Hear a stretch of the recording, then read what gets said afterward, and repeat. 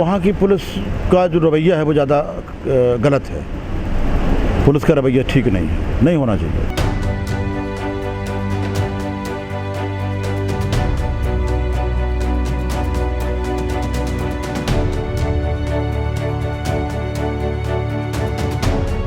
वहाँ की सरकार ने आदेश दे रखे हैं पुलिस को कि किसानों को देखते ही लाठी मारी जाए, गोली चलाई जाए, और यहाँ तक एक हथियार नया दे रखा है वहाँ की सरकार ने कि पत्थर भी अब किसानों को मारे जाएं। हाँ नहीं, ये यही काम करते, मानवता की बात करते, फिर काम दानवता के करते हैं। बात मानवता की करते हैं, काम दानवता के करते हैं ये काम। एक तरफ कहते हैं अन्नदाता है और दूसरी तरफ गड्ढे खुदवाते हैं, लाठी चलवाते हैं, आंसू गैस के गोले छुड़वाते हैं। हाँ, अब जब वोट लेना होता है, जब चुनाव में जाते हैं तब अन्नदाता कहते हैं, पैरों पर गिरते हैं, और जब सरकार बन जाती है तो फिर जो अपने आप को सितारे हिंद समझते हैं और इस तरह का बर्बरता का व्यवहार करते हैं। और ऐसा जनता बार बार इनके झांसे में आती रही, इसलिए वो फंडा अपनाए हुए हैं।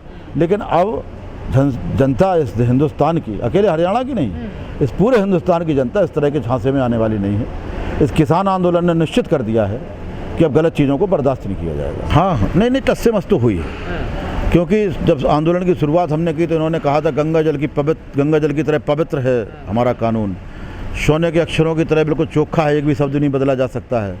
11 दौर की वार्ता के बाद इनको एक दर्जन संशोधन के लिए तैयार हो जाते हैं। ये कानूनों को स्टैंड करने के लिए, मतलब मुलतवी करने के लिए तैयार हो जाते हैं। माननीय सर्वोच्च न्यायालय संज्ञान लेकर के इनको फटकार लगाता है, वो कहता है कि ये कानून लागू करने काबिल नहीं है, इन पर विचार किया जाए।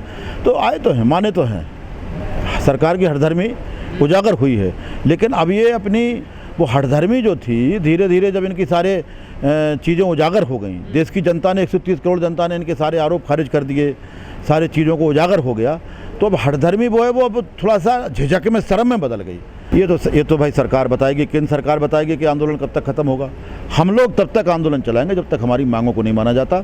3 कानून वापस हों और MSP पे कानून बने, जब तक हमारी मांग पूरी नहीं होगी तब तक हम घर वापस जाने वाले नहीं। सर, हिसार में किसानों पे जो लाठीचार्ज किया है पुलिस ने, उसको किस तरह से देखते हैं आप? बहुत ही निंदनीय घटना है, बड़ी पीड़ादायक घटना है, बड़ी अपमानजनक घटना है, खासकर महिलाओं के लिए। धोखे से पुलिस ने किसानों के पास जा कर के उनसे मीठी मीठी बात करके और फिर चारों तरफ से जब घेर लिया तब महिलाओं पर बर्बरता से लाठीचार्ज के साथ साथ जो पथराव किया है, भाई पत्थर मारना पुलिस का कहाँ से काम है? पथराव भी किया पुलिस ने, गोली भी चलाई। तो ऐसी कोई बात नहीं थी। अपने मुख्यमंत्री से, जिसको उन्होंने बनाया था, उस मुख्यमंत्री से अपनी बात कहने जा रहे थे, अपने ज्ञापन देने जा रहे थे, तो उनको इस तरह से किया गया। ये तो बेहद गलत बात है। कब तक पिटता रहेगा किसान ऐसे? नहीं, ऐसी कोई बात नहीं है। किसान खड़ा हो गया, सीना तान के मजबूती से खड़ा हो गया है, और संघर्ष में तो कोई समय सीमा नहीं होती है और जुल्म की भी कोई सीमा नहीं होती है। तो हम लोग हर तरीके से पक्का बन करके आए हैं, जो भी परिस्थितियाँ आएंगी उनका सामना करेंगे, लेकिन हटेंगे नहीं। बिल्कुल सही कहा आपने। किसान क्या, आपने देखा होगा कुछ पत्रकार साथी अगर सरकार के खिलाफ खड़े हो गए, खिलाफ का, और उन्होंने जो सही बात कह दी, सरकार की कमजोरियों को उजागर कर दिया, उनको ऊपर मुकदमे हुए, जेल डाला गया। हमारे कुछ सोशल मीडिया के साथी थे, उनको भी उसके ऊपर बड़ी बर्बरता की गई। जो भी है, जो सरकार की मुखालफत करेगा, जो कायदे की बात करेगा, इनकी गलत नीतियों का विरोध करेगा, उसके खिलाफ इनकी एजेंसियां काम करने लगती हैं। कहीं ED आ जाती है, कहीं CBI आ जाती है, कहीं कुछ आ जाता है।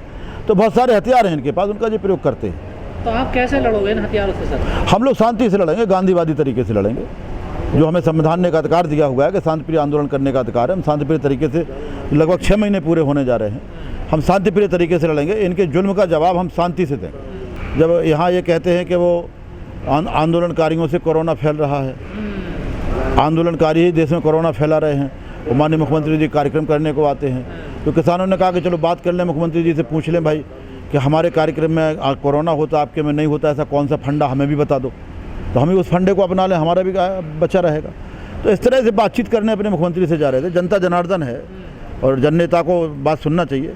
तो जब भी जनता ने मुख्यमंत्री जी से या किसी नेता से बात करना चाहिए तो पुलिस की लाठी, गोली और एक नया हथियार निकल के आया, पत्थर, ये उनके बीच में आ जाता है, इससे हिंसा हो जाती है।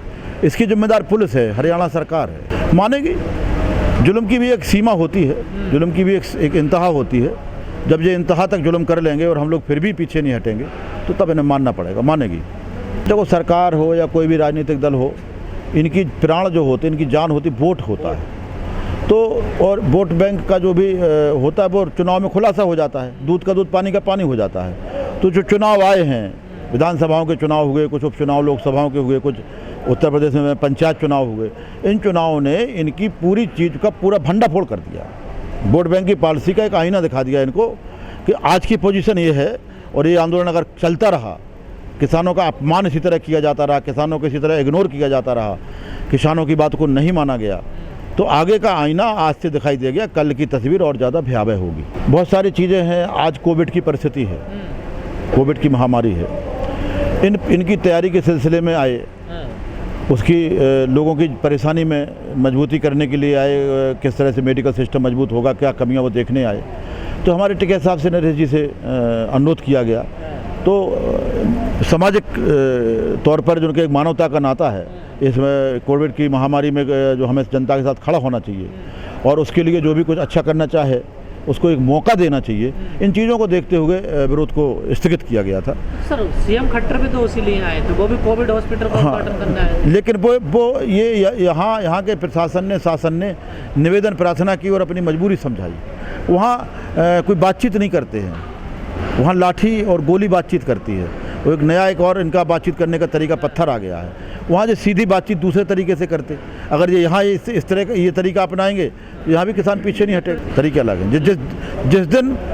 जिस दिन बातचीत के दो तरीका बंद कर देगी, चाहे केंद्र सरकार हो चाहे प्रदेश की सरकारें हों, जो बातचीत का संवैधानिक तरीका इसको बंद करके और लाठी डंडे की भाषा में बोलने लगेंगे, उस दिन किसान भी उसी भाषा में जवाब देने का काम करेगा। सर, हरियाणा की जनता ने सीएम खट्टर को चुना, वहाँ पर वोट दिया काफ़ी, जिसके बाद सरकार बनी खट्टर साहब की।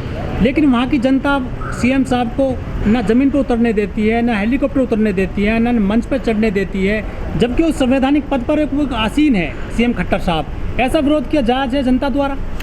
आपने सही कहा। एक हमें संविधान मिला हुआ है, संवैधानिक व्यवस्था है कि उसमें चुनी हुई सरकार आकर के फिर अपने एजेंडे पे काम करती है। तो सब हमारी मजबूरी है, जब तक हम किसी को चुनेंगे नहीं तब तक उसकी असलियत निकल के बाहर नहीं आएगी। तो हमने हरियाणा सरकार क्यों कहते हैं, हम तो केंद्र सरकार को भी चुना। तो जब चुन करके इनको बैठाला गया, जब इनकी एक्टिविटी देखी गई, तब समझ में आया कि ये तो गलत लोगों का चयन हो गया, इसलिए उसका विरोध करना पड़ रहा है। क्योंकि हम लोग कोई राजनीतिक दल तो है नहीं कि जो उनकी सरकार को हटा करके हमें बैठना हो। हमें सत्ता में बैठना नहीं है, हम राजनीतिक प्रतिद्वंदी नहीं हैं। हम देश के किसान हैं, अन्नदाता हैं, जो इस देश के भरण पोषण का काम करते हैं, हिंदुस्तान की अर्थव्यवस्था को मजबूत करने का काम करते हैं। $5 ट्रिलियन का जो सपना सरकार देख रही है, वो बगैर एग्रीकल्चर सेक्टर को मजबूत किए नहीं पूरा हो सकता है। हम उस सोच के साथ आए हैं कि एग्रीकल्चर सेक्टर को मजबूत करिए, तभी इस देश को मजबूत किया जा सकता है और तभी इस देश का कल्याण। नहीं, हमें राजनीति से कोई लेना देना नहीं। हम सुधार जहाँ कोई गलती हुई है, जहाँ लोगों में विकार आया हुआ है, जैसे इस कृषि प्रधान की देश की सरकारें किसान के एजेंडे से, किसान के रास्ते से भटक के व्यापारियों के, उद्योगपतियों के रास्ते पे चलेंगे, तो हम लोगों को यहाँ दिल्ली आना पड़ा। सरकार तो चैलेंज करेगी ना कि सिस्टम में आइए फिर करिए कुछ। नहीं, बोलना तो बड़ा आसान है। देखिए, जो कीचड़ में खड़ा होता है वो चाहता है कि पहले कीचड़ में कूदिए, तो वो खुद ही हमें जितना गंदा वो दूसरे को गंदा बनाना चाहता है। हम लोग उस सिस्टम में जाने वाले नहीं हैं। जो किसान के रास्ते से भटक गई है सरकार, हम उस रास्ते पर लाना चाहते हैं। उद्योगपतियों के, बड़े बड़े घरानों के गुलामी के रास्ते से निकाल के किसानों से मित्रता और भाईचारे के व्यवहार पर लाना चाहते हैं। इसके लिए है ये